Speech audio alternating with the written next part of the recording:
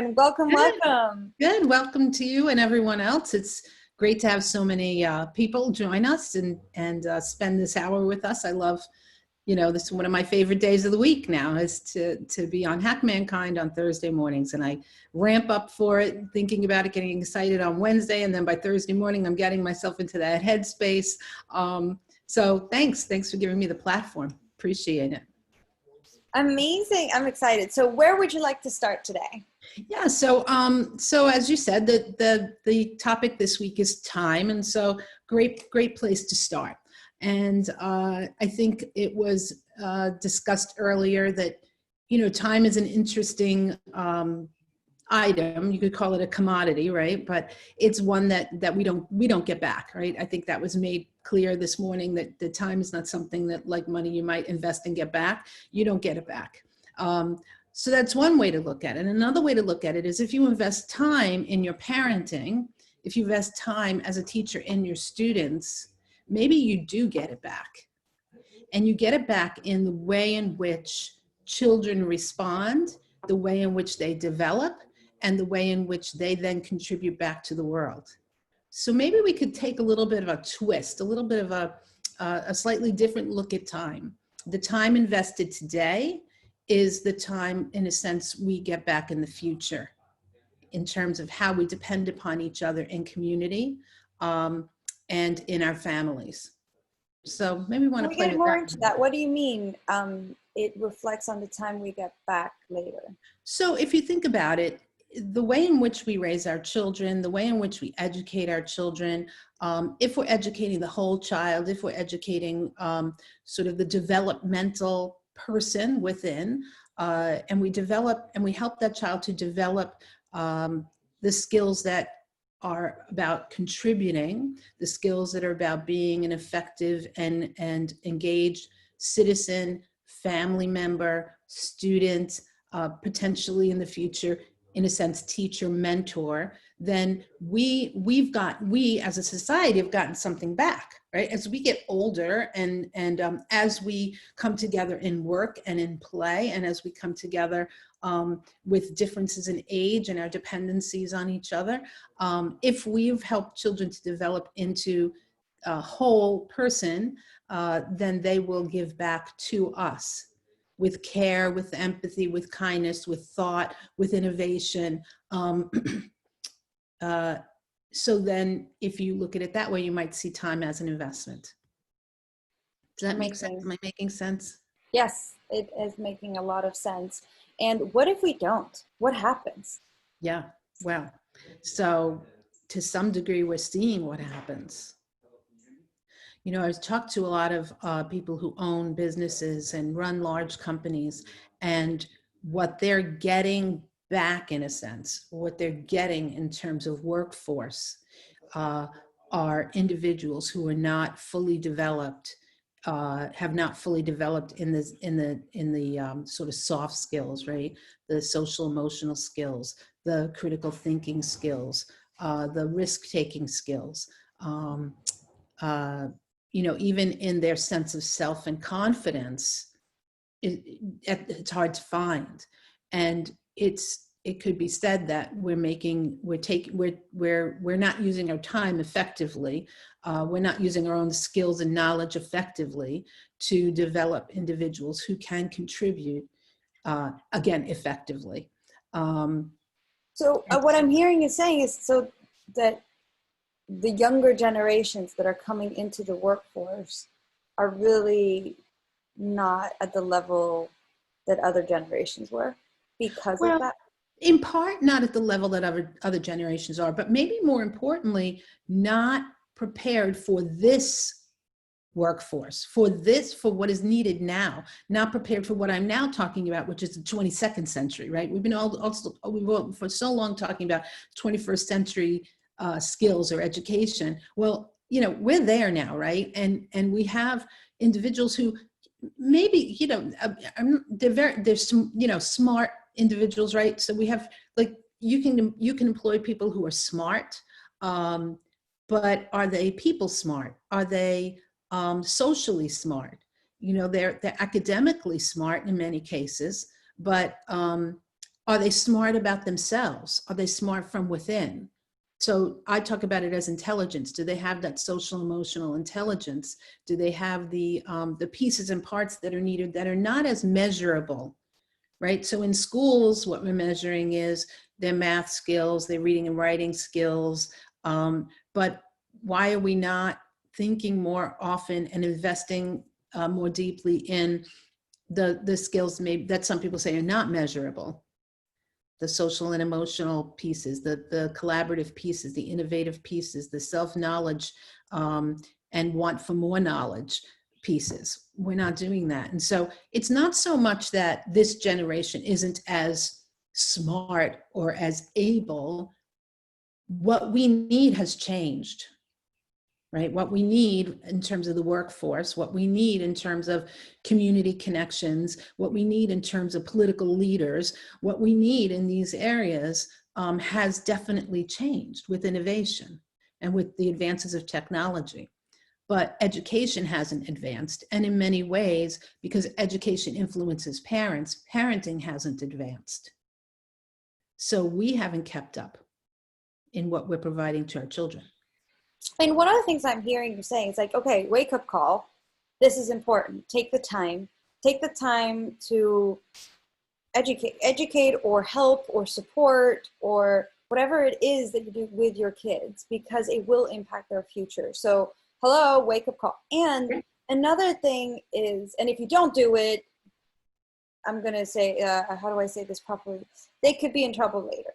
And so that, I feel like a lot of, parents are also conscious of that and overwhelmed with so much going on. And my thought is, it doesn't need to be hard, right? That's why we're here at Hack Mankind, is providing all these hacks that are actually simple and applicable that you can implement, that don't necessarily need to be hard. So we're not telling you you need to make a lot of effort, that you need to spend a lot of time. No, you just need to be smart about it and listen to what Karen is sharing. So reality check, wake up. This is important, and it does not need to be hard. So what are the simple hacks that you see in terms of like using time wisely that you recommend people prioritize? Yeah. So I think just to take a little bit of a step back, it's not hard, it's sensible, right? So if you use the lens of sensibility, what is sensible in terms of how I'm raising my child? What is sensible in terms of how I'm educating children in my classroom? What makes sense?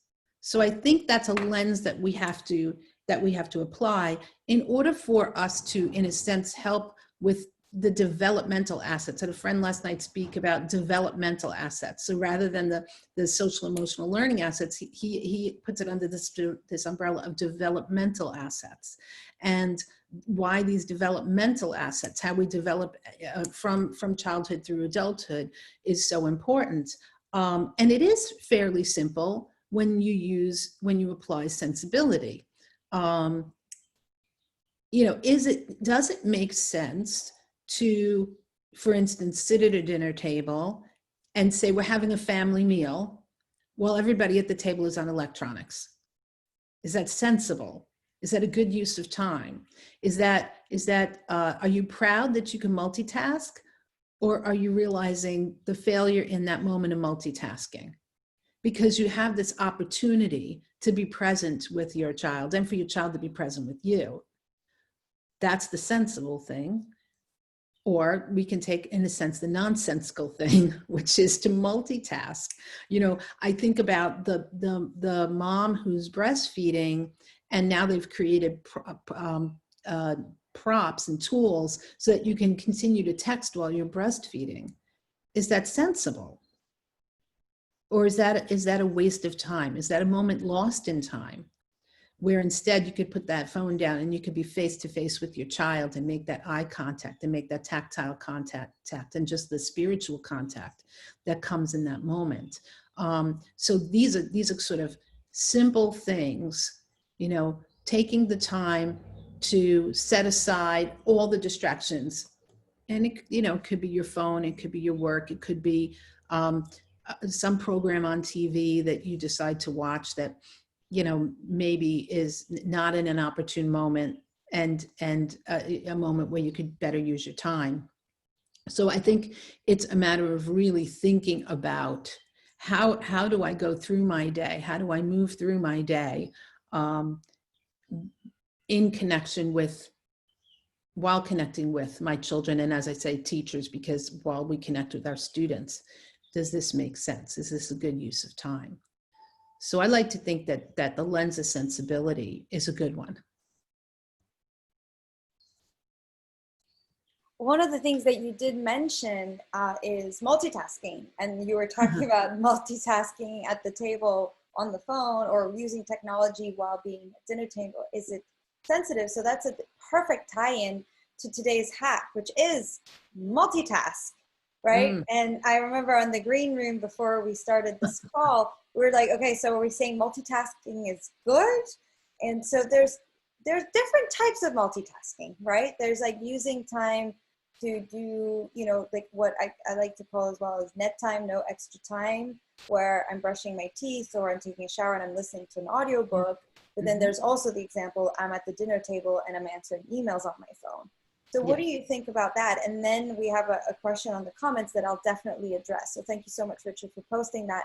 I just wanted to, because it ties so nicely to what you're saying. Yeah. What do you think about multitasking children? Have we not taken multitasking to a new level? So the idea of multitasking, like, listening to music while you're brushing your teeth or listening to an audiobook while you're driving, fabulous, great. But multitasking when you are in the presence of others and you could be connecting with others, I think is ludicrous. And again, I think it's a waste of time. Do we have time to waste? Because again, we said we don't really get it back. So do we have time to waste? We've taken multitasking to a place where we're proud to say we can multitask. But if you really look at your process of multitasking, and science tells us that multitasking, you're not as effective. So if you're multitasking, if you're assuming that you're present with your child and you're engaged with your child, but you're doing something else, you're not as engaged and as effectively engaged with your child as you could be. Our brain truly doesn't multitask. And science certainly tells us that. So I am not a proponent of multitasking in most situations. I often find myself in meetings with adults and they're on their phone or they're on their computer or they're in some way distracted by the technology in front of them. And I'll often ask them to put it away. And they'll say, well, but it doesn't distract me. And my position is it may not distract you, but it distracts me. And it makes me feel like you're not present. And even if you are, if I feel that way, then we have a problem. So think about it from children. If children see you doing that and they don't feel like you're ever present, they're going to feel less respected, less heard, and they're going to feel like you are less involved in their lives. And what you're saying is that's all okay. And so therefore that's what they become. And then sometime down the road, you ask your children, can you put your phone down? Can you stop doing that? Can you be present at the table? Whenever you're with me, you're always on your phone. And often you'll hear the child turn back, well, that's the way you were. If it's good for you, it's good for me. So. Excellent point. And one of the things that makes me think, so would you recommend that as a parent? So if I'm picturing people, a lot of people are now working from home and have to multitask in the sense of childcare and work at the same time. Would you say that, dinner time, like my hallucination, like just a story, dinner time, there's no technology. Before bedtime, we read a book, no technology, like it's present. And then if you want to be in, mommy or daddy's room while she's working or he's working, you can be on your iPad or you can be drawing and mommy's going to be working. Or would you say like not even go there, just say like different rooms, or when you're present, you're actually present, or it's okay to do it sometimes as long as there's an understanding? What's your recommendation? I think we need understandings at this point. We're most of us working from home, and most of us, that requires technology more than ever. And so, and I think there's child's work and there's there's adults work, and you can have conversations around that. So I don't have a problem necessarily with that, as long as we're being honest and open with each other, and we're setting time aside each day to connect. So I like to think, if it's possible, it's not always possible, but if it's possible, to maybe have a breakfast together, maybe have a dinner together. I love the evening, tuck in, read a book. You read to your child reads to you. I absolutely love that. I love take a walk together. Go to the park together, right? Those kinds of things, maybe take a bike ride together. And during those things, technology is put away, set aside, so that we're present to each other. I mean, if people just took that kind of time, it would be amazing. The other thing is that we don't talk much about driving. So, what I find, particularly when children get a little bit older, one of the places where they'll do their most talking to you is while you're in a car. I don't really know the science behind it. I haven't had the time to look that up and think about it, but it's true. And so often parents will say to me, well, when my kid talks to me, driving to school and driving home again, I get a lot of information, particularly driving to school. Or sometimes if my child seems really anxious and uncomfortable, I might say, hey, let's take a ride. And, we'll go get ice cream. We'll go this, that. And it's not really the ice cream that's what's important. It's not the destination that's important. It's the time in the car. So I often say to parents, if you're in the car, you might turn off your podcast, your radio program, your music, to try and connect with your child, or, and if that doesn't work, turn on their music and connect around the music, the lyrics, why the child likes that music, and you can open up a dialogue. But it's interesting to me that the car is a kind of good talking environment. That's so true. I even see it in movies. Yeah. Very true. One of the questions that we're having I wanted to mention this because for some parents, and Peter said on this morning's call, one of the hacks he had is at the time, so a few years ago, he was managing a company, and at the end, like, it was time sensitive stuff. Like, so there could be emergencies. Right. And at the end of the day, like, if really there was a big emergency, he would need to be available at all times during the day and night. Right. So what he did is he got himself a very cheap, like a little phone, like those that you charge by the minute or something like that. Mm-hmm. And only 4 or 5 people had the call. His mom, his wife, and 3 people at the office, where if there really was a fire to put out, he would be able to be reached. So he had that, and they knew that was like the red phone, right? The emergency phone. And he left his smartphone at home, and he'd go to the park or go, where the little ones play, and he would spend an hour. And because you check, even if you say you're not going to use my technology, that's right. He was saying, like, I would check it getting out of the car. I would check it getting into the car. I would check it, like, and you could have the best of intentions. You still check it. So turning it off, taking it somewhere else, or using Peter's hack, where if you absolutely have to, then you find ways around it. So that was a cool hack. I love that hack, because that's a hack you can also explain simply to children. I'm here and I'm present, but that Daddy has this phone because this phone is for emergencies. So if this phone rings and I answered, it's because somebody has something really important that they need my help with. And children will accept that. They'll appreciate that. They'll understand. And they'll appreciate that he's made the choice. I've made the choice to leave the phone home.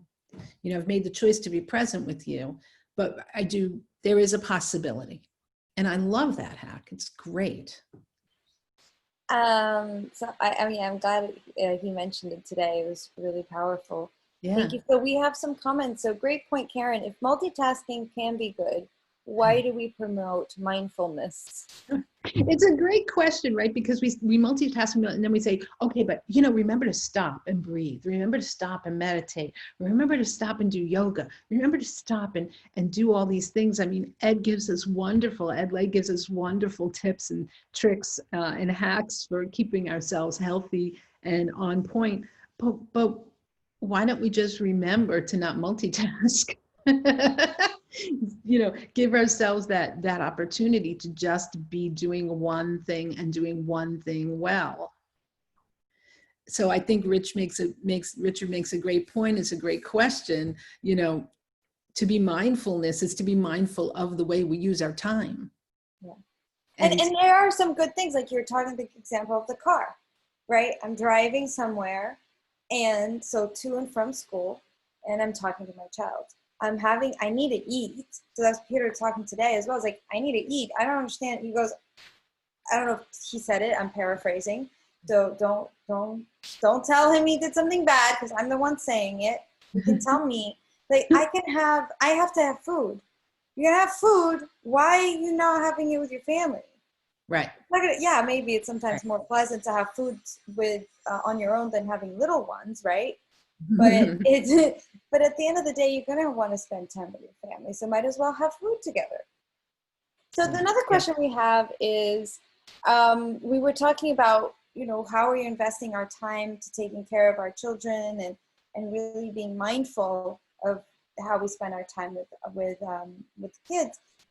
And Richard asks, are they ready for the 22nd century?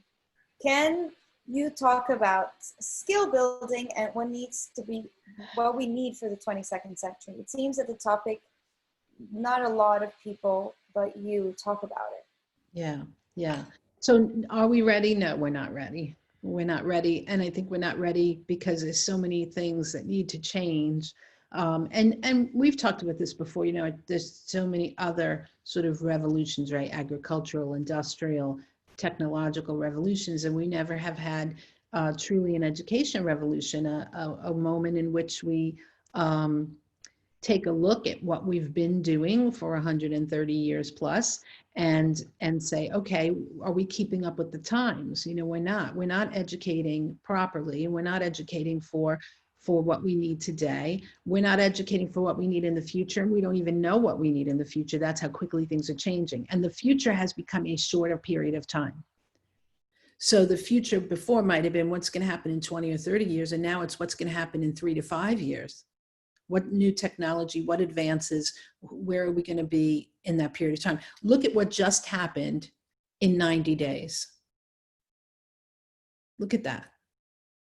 Were we ready? Some people are still sitting back waiting and thinking, okay, when this ends, we'll go back to what we were. We're never, ever going back. We're never going back. And there's a whole new set of skills that you need. And I don't mean just understanding how to use Zoom. I mean, how do we connect and work together and collaborate and innovate and create while we're at this distance, while we are distancing. Again, I was talking to somebody and they said the gentleman owns a company and they have a major project. They're working on a major project. Every person on the project has not met any other person on the project. They were all interviewed digitally. They were all hired digitally, and they all meet digitally. They've never met. And yet they are moving at a rapid pace toward a common goal and collaborating and innovating and working together. And those who can't, have not been able to keep up, have fallen off. And the question will be, will our children be nimble enough? Will they be responsive? Will they be able to shift and change and learn as things shift and change? Will they be able to be socially engaged? I'm sorry, I'm getting a note. Will they be able to be socially engaged through this period, and as they go forward, what are the skills? I mean, again, it's the critical thinking, it's the problem solving, it's collaborating, it's also the knowing of self with enough confidence that you don't come to everything knowing. This is really important. I meet so many people who they know, and what they know is what they know, and that's how it is, and that is truth. And we don't know. We don't, because it's forever changing and because we're human beings. And so there's so many other things that come into play. So I love when people can come to a project or to a conversation or to a relationship with a sense of, I'm not sure, I don't know, or I think I know, but that's an interesting perspective. And that's when the work grows. That's when we grow as a community. That's when a relationship grows. And so those kinds of skills are the skills that our children need. And there's a list. I could make a list of probably 20 different things that we need that are not being quote unquote measured and are not being taught with the same deliberate and purposeful application or way of approach. They're not being taught with the same thoughtful approach as, say, we might teach math, and we might teach reading, or we might teach writing. And yet, although I agree that children need to read, write, calculate, and articulate, there's so much more that they need to do. And it isn't to just absorb information, it's to develop the self as a whole person.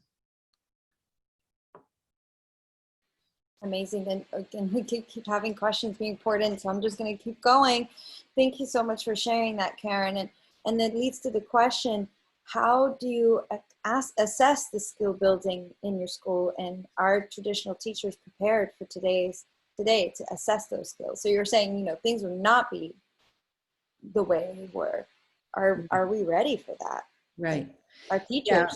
Yeah. So I think, we need a major overhaul. I was on a call earlier today, and we were talking about grading, and we were talking about the 0 to 100% grade approach, and how a teacher has to place every bit of work, give every bit of work a number between 0 and 100. And who's to say truly whether a piece of work is an 80 or an 82 or a 92 or a 22? And how in the world will we build confidence, and will we build these sort of whole person skills if we're grading kids on this scale, this rank? So we're ranking them, we're placing them, we're saying we know better than them with the quality of their work. And we're setting lots of kids up because we're giving them crazy grades, like we're giving them a 70 or a 43 or something that they can never recover from. So, and we're also saying, if you didn't learn it in this moment, it's done. You just didn't get it. And so, I advocate for narrative reports. I advocate for conversation. I advocate for participation of all stakeholders. So for instance, when you're talking about, are we preparing children, or how do we assess children? Why do we assess children? Has to be the first question. What is our purpose in assessing children? And why do we do it in isolation? Why don't we do it with the child? Why don't we do it with the parents? Why don't we have a more holistic conversation? Why don't we have a scale that might say, yes, you know it. You don't know it yet, but you will. You know it, and you've gone beyond it, so you know it with some distinction. Why wouldn't we, if we had to assess, why don't we assess in a continuum like that? So that what we're saying to the child and to the parent is, the child doesn't know it yet, but it's coming, it's going to happen, rather than the child doesn't know it and therefore the child failed that class. So I think there's value in failure if we allow failure to move somebody through a continuum to success. But we are not there yet. We're not there yet, and we're not there yet because our egos are tied into those grades, and we think our self-worth is reflected in the grades we give our students, and because grades are often used and assessments often used to punish children rather than to motivate children or to inform, forget motivation, to inform children and to inform parents. There's a tremendous conversation that needs to be had with parents and then parents with educators, to say this is so harmful. All of our grading systems and all of our assessments is so harmful to developing a whole child, and developing a conversation where a person can self-assess and take responsibility for their learning, and understand that learning is a continuum, and understand that everyone is talented and gifted, and everyone can, will develop their greatest strengths if given the opportunities.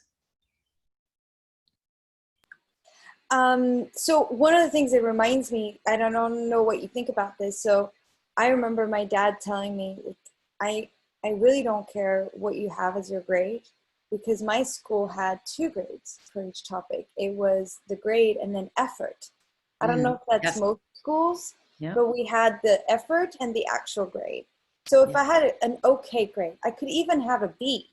But if my effort was a D, he was like, he would get upset. But if I had a C, but my effort was an A, he was like, all right, that's good, because he knew like I was trying, and that's what actually mattered. So would you say for parents to focus more on the effort and then motivating their kids to actually enjoying it? That's another thing he said, is like, if you like what you're doing, you're going to be wanting to do more of it. So how to make it and I know you're a big proponent of making it fun, even when you have older kids. I mean, this was up until I went to college. Yeah. Yeah. Well, first of all, I'm a proponent of making it meaningful. If it's meaningful, then it's likely to be more, well, it will be, children will be more engaged. It could be fun, but it could also be incredibly challenging, but it's still meaningful. So I might not say it was fun to learn Italian, but it was meaningful for me to learn it.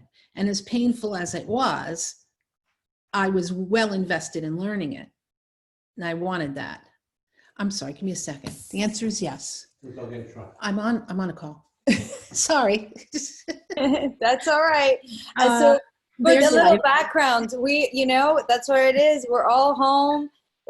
That's why I have a virtual background for those who have not figured it out yet. This is not my actual background. Is full of boxes and moving, and I know you're moving too, Karen, and you have some like decisions to be making. So I totally appreciate that. Yeah. Oh my goodness, it's real life, real life. We have other questions. Is how can parents prepare their children to develop these skills without making it look like it's a chore or it's work? So I'm wondering if we're saying, does it look like a chore for the parent or look like a chore for the child? Let's say both. life is full of chores and work, and I have no problem conveying that to children, that we work for a good life. And I use good life to mean a good, whole, good feeling life. I'm not putting economics on that, or social status on that, but just what each person as an individual feels is a good life. It requires work. There's so much interplay and interaction and responsibility and so on and so forth. So I don't think it's so much that it shouldn't look like work or a chore. But it should hopefully become natural. So in other words, the parenting, you're going to get better and better at it if you're thinking about it. And you're going to get better and better at it if you're knowing your child and you're spending time invested in knowing your child. And there's going to be hard days, and there's going to be easier days, and there's going to be brilliant moments followed by nightmarish moments, and that's just human nature, and that's the bailiwick of parenting. So I don't know what I think about this idea of chores and work. Well, I do know what I think about this idea of chores and work. I think it's okay, and that sometimes it is chores and work. But what's the benefit? So why are we doing the chores? Why are we doing the work? What's the, you might say, reward? And I don't mean in the sense of, okay, we go get an ice cream because you made your bed today. It's the shining a light on the child's development. You're developing, you're taking care of yourself. That's really remarkable. I see that you're more and more often taking care of yourself. I see you more and more often thinking about other people and showing empathy. I see that you're more and more often helping me when you see that I'm facing a challenge. I see that you're more and more often being patient with your siblings. So I think it's about recognizing these sort of milestones, these successes, these positive moments. If we want our children, we should see what we want our children to be. What I mean by that is we can shine a light on the negative behavior, or we can shine a light on the positive behavior. We can shine a light on what we see as positive, or we can shine a light on the negative. So you should shine a light on what you want to see in your child. So rather than, because that's then the direction that a child go. And if you shine a light on the negative, the child will believe that that is who they are, and you'll get more of that. So shine a light on the positive and speak of the negative if you must, in the sense of, this is what we're working on. And this is where we're going, and let's set some goals. And also, I've mentioned before, be humble and be willing to shine a light on your own negative. That's and so powerful. About it. I think like what you want, what you put your attention on grows stronger in your life. Why wouldn't it work for kids too? 100%. Yeah, And then yeah. you may also teach your kids. Like one of the things that I see a lot is people were really quick to see our faults. We're really quick to, Yes. we talk, our internal voices are so nasty. Like I'm guilty of it too, even though I'm conscious of it a little more, and I'm working on it.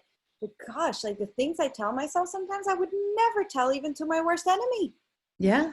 Yeah, absolutely. And sometimes the things that come out of our mouth around children, we would love to take back if we could. And again, that's going to happen sometimes, but think about it like riding a bike or skiing. So if you're riding a bike or you're skiing and you look down, you will fall. You will land where you look. And if you kind of use that as a metaphor, if you look and highlight the positive, you'll get more positive. And by doing that with your children, you're setting an example so they can do it with themselves later. That's right. That's right.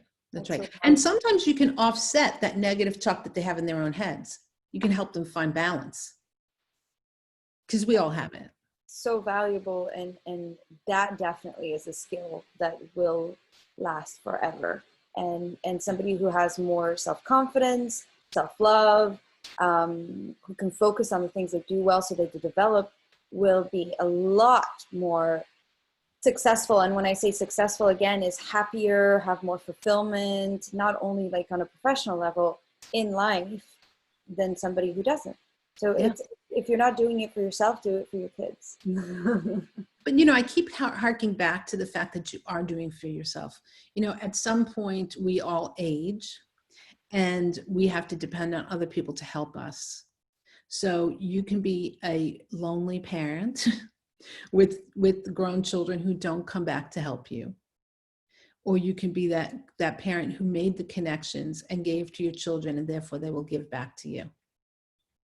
Yeah, because it's not owed. It's not owed. They didn't ask to be born. That's right. It is not owed, but it can be earned. Yeah. Beautiful. So we have about 5 minutes left, Karen. One of the things that we did promise was how to connect on a deeper level with our children. And I mean, I feel like the whole call has been about that.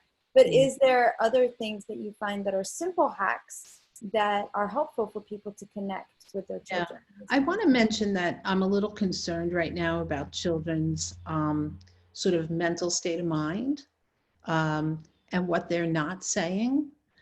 I think it's very, very important right now to do a deep check-in with your children, and that might not come easily, because children will be guarded, and a lot of times they will tell you what they want you to know, and they will not express some of the anxieties and fears that they're facing.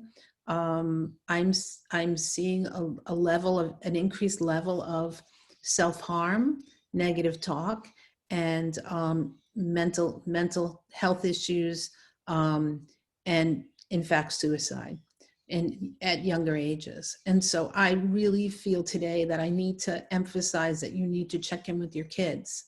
that the little things that at one point might have been a little thing are potentially big things now. So, kids don't have the outlets that they had before, so they may be isolated to the extent that they're not able to go to be with a friend to talk about their problems. They might not be able to go outside and ride a bike or take a jog around the block or just, kick around, whatever that may mean for them. And so my hack today is to find any and every way you can to connect with your children, to be a little bit more purposeful in sort of collecting data, researching, hearing them, even when they're not talking. So when a parent feels that way, because I can totally see this, that could happen, is they're concerned about their kids. They've never really been connected because, we've all been at work and life was different a few months ago. And so what would be your recommendation for that parent who is concerned, who knows deep down there's something is going on? I know we talked on previous calls, maybe if they're not talking to you, to call a family member or a friend that they may confide in. So that's one option. What else? What other hacks do you have, advice for a parent who's going through that and doesn't really know how to handle it? Yeah, reach out for professional help. Reach out for professional help and share what you feel intuitively. Really listen to your intuition, and also be very honest with your child. Everything is telling me, like, I feel it. It isn't necessarily what you're saying. It's just a feeling. I feel like you are struggling. I feel it. Everything is telling me that you are struggling, and I love you and I'm here for you. And let's get some help. Because I'm struggling too. It could be because I'm struggling too. So let's get some help. Let's talk to somebody who can help us work through this. But I'm saying it, I have true concern. I'm really concerned, and I want parents this has gone on much longer than any of us anticipated. Children are now fearful to leave the house because they've become very inculcated in their own homes, and that's where they're safe. The news is very mixed. They don't know where the truth is. Can I go out? Can I go out? Can I be with my friends? Not be with my friends? Do I wear a mask? Don't I wear a mask? He's not wearing a mask. Do I wear gloves? There's so much more to worry about. And so much has changed. They're going to end the school year without having gone back. They're hearing that maybe they're not going back in September. Too much has changed too fast. And for all of us, we need a deep check-in with yourself. So as a somebody who's very involved in this, and you have so much knowledge and you know how to do it the right way, or at least one of the right ways, I'm sure you come across, when you talk to parents or when you talk to people, that are really not doing it the right way. So what would you say are the behaviors that you really discourage? Yeah, well, explosiveness, anger, negative talk, dismissiveness. So there's some dismissiveness. Get over it kind of thing. Yeah, get over it, get beyond it, that sort of thing. Or like over positivity, I would say, like, oh, it's all going to be okay. Don't worry. You're worrying for nothing. Right. Yeah, you're going to be fine. No, don't worry. You're going to be fine. We're all fine. Oh, I had this, I was like that, And people actually, that one, we think we're doing the right thing, because even though we're freaking out inside, we're like, no, I need to show my kid that everything's going to be fine for him to feel, or for her to feel safe, when really they read right through it. Mm-hmm. Yeah. And because we don't know how to handle it, we're like, oh, it's going to be fine. Don't worry. It's all BS. Yeah. So that's a big no-no. Yeah. Don't dismiss. And really, really listen to your gut. Now, sometimes we can get over anxious, and we have to keep that in check too. Like, I've had times, as a parent, where I've worried about something and I realized later that was more my anxiety than the reality. And so, it's again, knowing yourself, but don't dismiss, and don't be put off. Children are pretty good at putting you at a distance right? And you don't want to jump in because you don't want to upset, you don't want to shake up the apple cart, as I say, right? But don't be put off. Like, and I would say, and I generally don't say this, but I would say that there are times when you need to do a little investigation. There are times when you need to look a little deeper into private spaces to see what are their chats looking like, what is their art looking like, what is their writing looking like. And that's a fine line, because I truly believe in privacy. But if you are in fear that your child is struggling, then I think it's somewhat warranted to take a look. And when you said seek professional help, I don't know in all the country, but I'm sure there is, and internationally, there are hotlines. Like if you do not know who, or if right now budgets are tight and you can't really afford to just get, a therapist or whatever it is that you want to get, there are hotlines that you can call, right? So Yes, just Google absolutely. that. What would you Google? Yeah. Like childcare therapy or hotline? Children mental health hotline, Mental health yeah, hotline. yeah, yeah. That's definitely what I would do. And the other thing I would say is don't dismiss the possibility of depending upon a professional, because right now, a lot of people are available, and they're volunteering and contributing their time. And you might call a local hospital, you might call a local, social work group or something like that, and you may find that you can get some help without cost. Amazing. And it always, it doesn't cause any harm. Right. That's the thing. It won't do any harm to ask for help, and I'm so grateful for you to be here and give us these hacks. And that's what we aim to do with Hack Mankind. And there's a certain level of support that we are not really trained to offer, and we refer back. So if you do see something like that going on and being offered, I think one of the main things that the theme that you carry on during these calls is get the ego out of the way. Mm-hmm. Right? If they're not talking to you, just offer to talk about somebody else, and don't get upset. Don't get just be grateful that they actually want to talk. Don't take it personally. It's like you can't, some parents will say to me, well, my child always says they hate me. And then, that, blah, blah, blah. I'm like, yeah, but that's not, like, underlying that is a child who's dependent upon you, is a child who loves you, is a child who cares. In part, they're saying that because they can trust you. They can have that outburst with you and you're still going to love them. And so they go to that place. It's not really about you. And you have to put that ego piece aside. Mm. And because that ego piece drives you to punish, in some way, or to classify, categorize that child. And then you'll say, oh, my child's, difficult to be with, difficult to da da da da da da da da da. Well, that's exactly what that child's going to be. You manifested it in a way. Yes. So focus on what you want them to be, yes. And there will be more. Focus on, where you're focusing on grows in your life. So make sure that to focus on what you want, and then developing those skills that are going to be so valuable for the next few years. And, sometimes the grading isn't really all that there is to it. It's the soft skills is learning, and this is the best time to actually be doing it with your kids. Yeah, the understanding that growing and learning is on a continuum. We never stop learning, we never stop growing. And so there's no need to really rank it and classify it. There's just the need to understand what we know and what we are yet to know, and what we think we know but might not. Yes. And if you see any red flags, reach out, get support, and we're here for you. And if you do not know who to call, you can always drop a chat be on this call, and we can help you and guide you to the right direction. We are here for you, and we have our support calls every single day, which we have one right after this call at noon Eastern time. So we have our group support calls. If you want to just come, we can talk more about this subject, or you can come and share about any subject of the week. Really, if there's any concerns, any opportunities that you're hesitating on, if you just want to sit back and relax or participate, it is up to you.